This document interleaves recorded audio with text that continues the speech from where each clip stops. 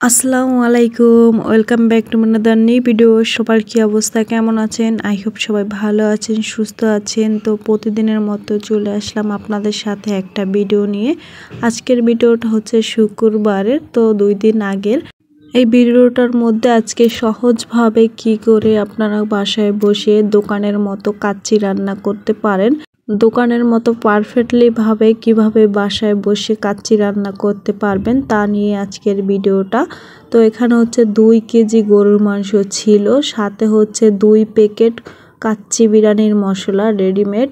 তারপর দিয়েছি এখানে 2 কাপের মতো পেঁয়াজ, আর তারপর দিয়েছি এখানে মরিচের গুঁড়ো 2 টেবিল চামচ, টমেটো সস দিয়েছি 2 টেবিল চামচ। রেডিমেড কাচ্চির মশলাটা যদি দেওয়া হয় তাহলে কিন্তু বেশি মশলা দেওয়া লাগে না, এটার মধ্যে সব ধরনের মশলা থাকে, খুবই ইজি হয়ে যায় রান্নাটা। তারপর হচ্ছে এখানে পরিমাণ মতন লবণ দিয়ে দিচ্ছি। পরিমাণ মতন লবণ দেওয়ার পর তারপর হচ্ছে এখানে পাউডার মিল্ক দিয়ে দিব।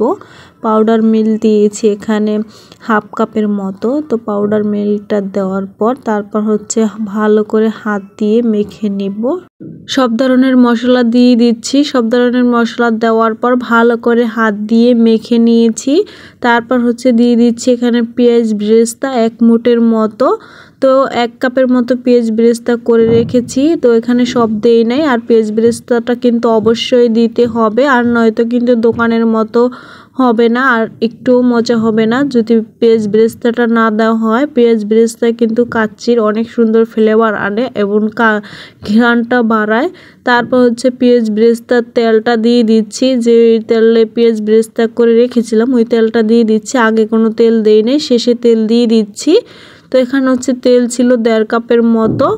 তেলটা দেওয়ার পর আবারও একটু হাত দিয়ে মিলিয়ে নিচ্ছি তেলটাকে। তারপর হচ্ছে এখন এটাকে 10 মিনিটের মতো রেস্টে রেখে দিব। চাইলে এটা আপনারা আধা ঘন্টা 1 ঘন্টা রেস্টে রেখে দিতে পারেন, খেতে এতে করে বেশি মজা হবে। তো 10 মিনিটের মতো রেস্টে রাখার পর তারপর হচ্ছে চুলায় বসিয়ে দিয়েছি। এটা কিন্তু দোকানে কাঁচা অবস্থায় মাংসটা তারপর হচ্ছে রান্না করে। তো এখানে হচ্ছে কাঁচা অবস্থায় আমরা রান্না করব না, কারণ একটু কাঁচা অবস্থায় রান্না করলে মাংসটা শক্ত হয়ে থাকে, একটু শক্ত শক্ত থাকে, তাই এখন একটু কষিয়ে নিচ্ছি। আধা ঘন্টার মতো মাংসটা কষিয়ে নিলে পারফেক্টলি ভাবে কাচ্চিটা হয়, আর মাংসটা কিন্তু অনেক সুন্দর মোলাম হয়। তো মাংসটাকে ওদিকে কষানো হচ্ছে, আর এদিকে হচ্ছে বাসমতি রাইসটাকে সিদ্ধ করে নিচ্ছি। এখানে হচ্ছে লবণ আর হচ্ছে পরিমাণ মতো একটু তেল দিয়েছি 2 টেবিল চামচের মতো দিয়ে, তারপর হচ্ছে রাইসটাকে 80% মতো সিদ্ধ করে নিয়েছি, বাসমতি চালের রাইস।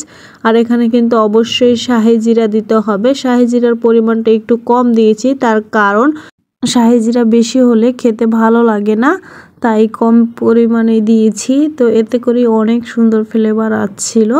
তো গরম গরম অবস্থায় রাইসটাকে আমি ওই ডেকচিটার মধ্যে ঢেলে দিচ্ছি, যে ডেকচিটার মধ্যে আমি রান্না করব। মাংসটাকে কষিয়ে নিয়েছি আধা ঘন্টার মতো। রাইসগুলি সমান করে নিয়েছি একটা চামচ দিয়ে। তারপর হচ্ছে এখানে দিয়েছি কয়েকটা কাঁচামরিচ মিন করে গেটে। আর এখানে হচ্ছে 1 কাপের মতো দুধ দিয়েছি। দুধটা অবশ্যই দিতে হবে, নয়তো কিন্তু কাচ্চিটা পুরো লেগে যাবে। তো 1 কাপের মতো দুধ দিয়েছি, আর কাঁচামরিচ দিয়েছি 10-12টা। সাথে হচ্ছে এখানে জর্দা রং দিয়ে দিচ্ছি, জর্দা রং একটু পানি দিয়ে গুলিয়ে তারপর হচ্ছে দিয়ে দিচ্ছি। এটা দিলে অনেক সুন্দর দেখা যায়, একদম দোকানের মতো। তো তারপর দিয়ে দিচ্ছি পেঁয়াজ বেরেস্তা, যে পেঁয়াজ বেরেস্তাগুলি ছিল এখন এগুলি দিয়ে দিচ্ছি সুন্দর করে। চাইলে এখানে কিশমিশ, বাদাম, আলু বাগারা দেওয়া যেত, এটা দিয়ে নিয়ে আমার হাতের কাছে ছিল না, তাই। তারপরে দিয়ে দিচ্ছি এখানে ঘি। দোকানে কিন্তু ঘিটা দেয় না, তবে আমরা বাসায় রান্না করছি, চেষ্টা করছি ভালো করে মজা করে তো রান্না করার জন্য, তাই এখানে ঘি দিয়েছি। ঘিটা অবশ্যই দিবেন যদি হাতের কাছে থাকে, ঘিটা দিলে অনেক সুন্দর ফ্লেভার আসে আর টেস্টটা অনেক ভালো আসে। তারপর হচ্ছে চুলায় বসিয়ে দিয়েছি, সাথে উপরে দিয়েছি একটা পুতা। তো এটা দেওয়ার কারণে কোনো ভাব বের হবে না, তাড়াতাড়ি হয়ে যাবে। তারপর হচ্ছে কাচ্চিটা আমি 40 মিনিটের মতো মিডিয়াম টু লো আছে রেখেছি। তারপর হচ্ছে কাচ্চিটা হয়ে গিয়েছিল, তো নামায় নিয়েছি। মাশাআল্লাহ অনেক সুন্দর ফ্লেভার আসছিল আর অনেক বেশি মজা হয়েছিল খেতে। তারপর হচ্ছে মুরগির ফ্রাই করব। মুরগি ফ্রাই করার জন্য এখানে হচ্ছে মুরগি রান্না করব। কাচ্চির সাথে মুরগি ফ্রাই না হলে খেতে আমাদের কাছে একদমই ভালো লাগে না। আমরা মুরগি ফ্রাইটা অনেক বেশি পছন্দ করি, তাই এখানে মুরগি ফ্রাইটা করে নিচ্ছি। প্রথমে হচ্ছে মুরগিটাকে রান্না করে নিব। রান্না করার জন্য এখানে পেঁয়াজ দিয়েছি 1 কাপের মতো। তারপর হচ্ছে জিরের গুঁড়ো 1/2 টেবিল চামচ, 2 টেবিল চামচ মরিচের গুঁড়ো, পরিমাণ মতো হলুদের গুঁড়ো দিয়েছি। তারপর হচ্ছে আদা রসুন বাটাটা দিব। আদা রসুন বাটাটা দিয়েছি এখানে 1 টেবিল চামচের মতো। তারপর হচ্ছে মশলার গুঁড়ো দিয়েছি 1 টেবিল চামচের মতো। এখন ভালো করে মশলাটাকে কষিয়ে নিব। তো মুরগি রান্না করতে যা যা মশলা লাগে এখানে সব ধরনের মশলা দিয়ে তারপর হচ্ছে মুরগিটাকে রান্না করে নিব। এখানে হচ্ছে সোনালী মুরগি নিয়েছি আর লেগ পিস বেশি নিয়েছি, কারণ আমরা লেগ পিসটাই সবাই খেতে পছন্দ করি, ছিনাগুলি খেতে চায় না, তাই ছিনার থেকে পরিমাণ লেগটা বেশি ছিল। তারপর হচ্ছে এখন মুরগিটাকে ভালো করে কষিয়ে নেব। আর এগুলি সোনালী মুরগি ছিল, তো ভালো করে মশলার সাথে কষিয়ে নিয়েছি। তারপর হচ্ছে এখানে দুধ দিয়ে দিচ্ছি। দুধটাকে দেওয়ার পর এখন ভালো করে লাড়া দিয়ে দিচ্ছি। আর এটার মধ্যে অবশ্যই দুধ দিতে হবে, নয়তো কিন্তু মজা হবে না। দুধ দিলে অনেক মজা হয় এটা খেতে।